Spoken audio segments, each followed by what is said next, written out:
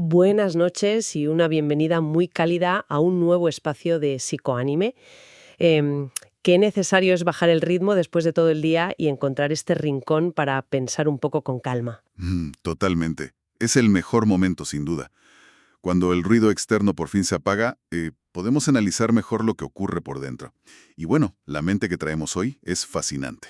A ver, confieso que me da un ligero escalofrío solo de acercarme a este perfil. Hoy nos sumergimos en la psicología de Ryomen Sukuna, de Jujutsu Kaisen. Uf, un personaje que desafía por completo las convenciones habituales, especialmente si lo pasamos por un filtro puramente humano y psicológico. Claro, y para quienes nos acompañan y quizá no tengan todo el contexto fresco, hablamos de alguien que en su etapa humana fue reconocido y temido de una forma absolutamente abrumadora. Exacto.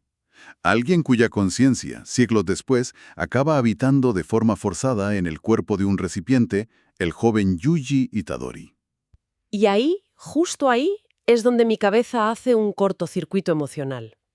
Porque, a ver, en la ficción y también en la vida real, solemos buscar la herida originaria de quien causa sufrimiento a otros. Siempre. Buscamos ese evento doloroso en la infancia, esa pérdida terrible o ese rechazo que fracturó a la persona y la empujó hacia un comportamiento destructivo. Sí, sí. Parece que necesitamos encontrar a un niño asustado detrás de cada actitud hostil, para poder empatizar de alguna manera. Pero con este perfil, Con este perfil nos estrellamos contra un muro de hormigón, tal cual. porque ese trauma fundacional sencillamente no existe. Su forma de operar nace de una lógica estrictamente individualista. Es decir, no hay una búsqueda de redención ni un dolor oculto pidiendo a gritos ser sanado. Es una afirmación constante y cruda de su propia voluntad. Lo cual nos plantea el gran tema central de esta inmersión de hoy. ¿Qué ocurre realmente en la estructura mental de alguien cuando el poder absoluto se convierte en su única identidad? Madre mía, me parece una premisa escalofriante y magnética a la vez. Invito a quienes nos están escuchando a explorar cómo narices se sostiene una psique así. Pues a ver, empecemos por la base de esa estructura. Desde sus orígenes, mucho antes de su situación actual, este individuo siempre fue percibido como una anomalía excepcional. Y ese nivel de reconocimiento tan extremo desde el principio tiene que alterar por completo la forma en que un ser humano construye su autoconcepto, claro. Totalmente, porque la identidad de las personas suele formarse en el reflejo de los demás. Aprendemos quiénes somos a través de la validación, del afecto o del rechazo de nuestro entorno. Pero claro, imaginemos que el entorno solo te devuelve una imagen de superioridad inalcanzable. Tu autopercepción acaba cristalizándose en torno a esa única idea. Sí, y fíjate que en psicología clínica a veces observamos un narcisismo que sirve como máscara para esconder una inseguridad profunda. Sin embargo, aquí estaríamos ante un narcisismo primario en su estado más puro. Me fascina ese concepto. O sea, significa que no hay una coraza protegiendo algo frágil, sino una convicción real y absoluta de ser el centro del universo. Precisamente, no necesita que nadie le confirme su grandeza, porque, en su esquema mental, el resto del mundo es simplemente un decorado intrascendente, es atrezo en su propia existencia. Qué vértigo da pensarlo desde nuestra vulnerabilidad diaria. Las personas comunes vivimos preocupadas por encajar, por no decepcionar, por sentirnos parte de un grupo. Porque somos criaturas sociales, nuestra supervivencia evolutiva dependía de la tribu. Pero alguien que se percibe tocable no necesita tribu alguna. Él es su propia ley, su propio principio y final. A nivel emocional, esa desconexión me resulta casi alienígena. Y esa desconexión explica perfectamente por qué la empatía no tiene espacio en su mente. Si asumes que absolutamente nadie está a tu nivel, conectar emocionalmente carece de utilidad funcional. Se convierte en una existencia increíblemente solitaria, aunque la paradoja es que él no experimenta ningún tipo de sufrimiento por esa soledad. Esa es su mayor ventaja táctica y psicológica. Al no necesitar afecto, es invulnerable al rechazo o al abandono, que son al final los grandes terrores del ser humano promedio. Claro. Pero a ver, toda armadura tiene una grieta. Y creo que la suya no viene del plano emocional, sino de algo mucho más estructural. Pienso en su situación actual dentro de otro cuerpo. Ahí entramos en su mayor crisis. Si tu mente entera, tu identidad completa, está cimentada en el control absoluto y en la supremacía, Perder la autonomía es el fin del mundo. Exacto. Tiene que ser asfixiante a un nivel inimaginable, estar fragmentado, atrapado bajo la piel de un huésped y sujeto a las limitaciones de un adolescente. Pensemos en la pirámide de necesidades humanas. Para alguien de este perfil, quitarle el control sobre sus decisiones es como si a nosotros nos quitaran el oxígeno de golpe. Llevándolo a una sensación cotidiana, me imagino a alguien perdiendo de pronto toda su independencia por un revés vital y viéndose forzado a vivir en un espacio diminuto. Bajo las reglas estrictas de otra persona, sin poder decidir a qué hora salir, qué hacer o cómo gestionar su propia energía en el día a día. Es una impotencia que te consume por dentro, una claustrofobia que va mucho más allá de lo físico. Es un encierro de la propia voluntad. Y fíjate cómo responde a esa claustrofobia. Sus verdaderos conflictos internos nunca son dilemas éticos. No hay ni rastro de culpa por el daño que pueda causar a su alrededor. Claro, sus episodios de ira o sus crisis solo estallan cuando se restringe esa capacidad de decisión o cuando alguien se atreve a desafiar su posición jerárquica. Cualquier intento de limitarlo o cualquier demostración de poder ajeno es percibido como un insulto directo a su naturaleza central. Y su reacción ante ese insulto no es de frustración común o de tristeza, es una intensidad aterradora, un despliegue feroz, simplemente para restaurar el orden de su mundo. Es un mecanismo de pura supervivencia jerárquica. Necesita reafirmar constantemente que, aunque esté limitado físicamente, sigue siendo la entidad suprema. O sea, entender que su mayor miedo no es causar destrucción, sino verse sometido, cambia completamente la forma en que observamos sus interacciones con los demás. Nos da la clave maestra para interpretar su particular forma de vincularse, o más bien, su forma de evitar cualquier vínculo real. A mí me da la sensación de que cuando mira a otras personas, no ve sujetos con emociones, sino piezas en un tablero de ajedrez gigante.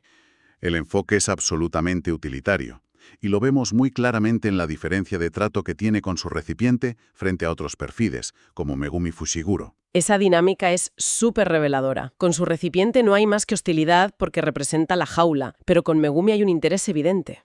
La interacción continuada no genera ni una sola gota de apego emocional. Porque generar apego implicaría reconocer que el otro te aporta algo valioso a nivel interno, y eso iría en contra de su percepción de autosuficiencia absoluta. Desde mi forma de sentir, me abruma pensar en la cantidad de energía psicológica que requiere blindar el corazón de una manera tan constante y tan hermética.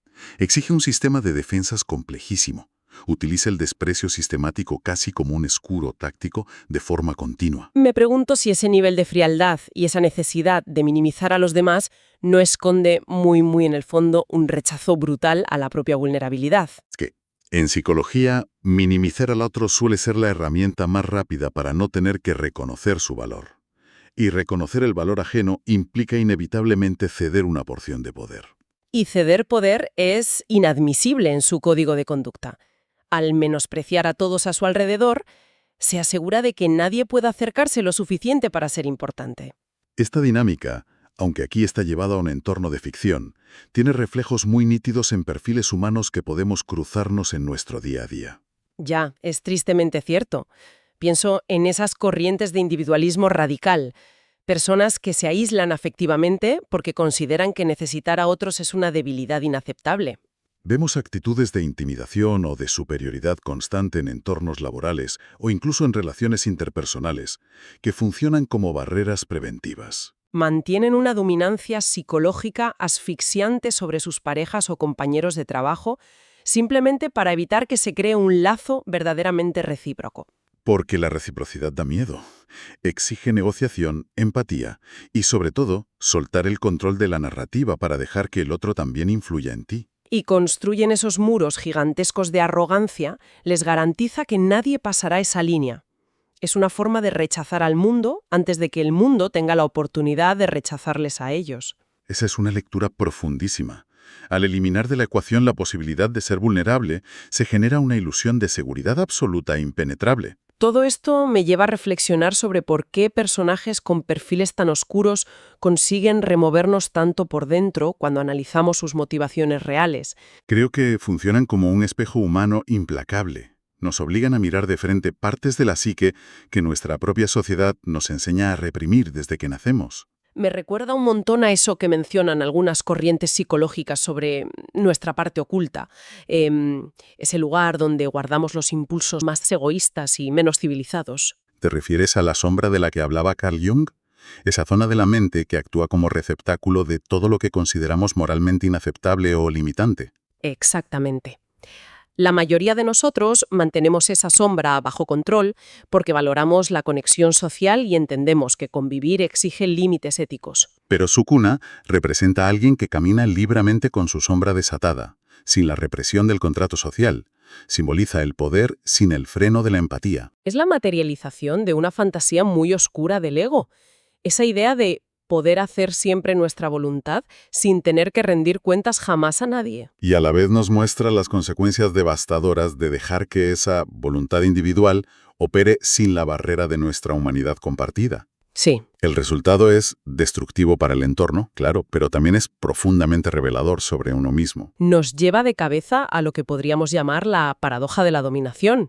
Por un lado, consigues tu mayor anhelo, que es no depender de nadie y ser intocable. Al borrar la necesidad de validación externa, efectivamente te vacunas contra el sufrimiento que produce el desprecio ajeno o el fracaso social. Pero el peaje a pagar es de una desolación brutal, destruyes de raíz cualquier posibilidad de experimentar una conexión genuina con otro ser humano. Es la tragedia del solipsismo absoluto. Ganas la partida, controlas todas las variables del entorno, pero te conviertes en el único habitante de un universo completamente vacío. Se me encoge un poco el corazón al verlo así. Acabas levantando una fortaleza impenetrable que a efectos prácticos funciona exactamente igual que una prisión de aislamiento. Y esa soledad en la cima de la supremacía es quizá el precio más alto que puede pagar una mente. Es la desconexión total de la experiencia compartida que nos hace estar vivos. Nos deja una lección muy potente sobre la vulnerabilidad, fíjate. Parece que la verdadera fortaleza emocional muchas veces consiste precisamente en dejarnos sostener por los demás. Y en aceptar que, aunque la empatía y los vínculos nos exponen al daño, también son el único puente hacia una existencia con significado real. Siempre es un placer desenredar estos hilos mentales complejos y buscar esos pequeños ecos que todos compartimos en nuestra propia realidad cotidiana. Vamos a ir bajando el ritmo y dejando que estas ideas reposen. Ha sido una inmersión en psicoánime verdaderamente especial y, la verdad, muy removedora. Si esta conversación ha resonado con algo interno, si ha hecho cuestionar ciertas corazas propias, es un buen momento para dejar un me gusta o compartir algún pensamiento. Nos encantaría saber en los comentarios si alguna vez quienes nos escuchan han sentido esa necesidad instintiva de poner muros inmensos solo para sentir que recuperaban el control de una situación difícil. Os leemos siempre. Y por supuesto, quien quiera seguir desenredando la mente humana con nosotros en estas noches tranquilas, tiene la invitación abierta para suscribirse al canal. Sin presiones y con mucha calma, cerramos por hoy este espacio de reflexión entre amigos. Un abrazo muy cálido para todo el mundo y nos escuchamos en la próxima noche.